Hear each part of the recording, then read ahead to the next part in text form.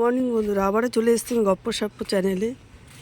আজকে আমি 2টো নাগাদ ডানকুনিতে যাব, তাই সে যাওয়ার পর থেকে আপনাদের সাথে শেয়ার করব। আর আজকে কি রান্না করব না করব সেটাও আপনাদের সাথে শেয়ার করব। চলো, এটা আমি ছাদের থেকে ভিডিওটা করছি, চলুন নিচে।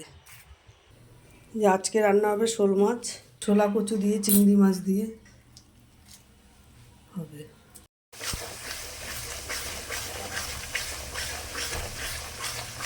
এবার কচুর শাকটা এর মধ্যে দিয়ে দিচ্ছি।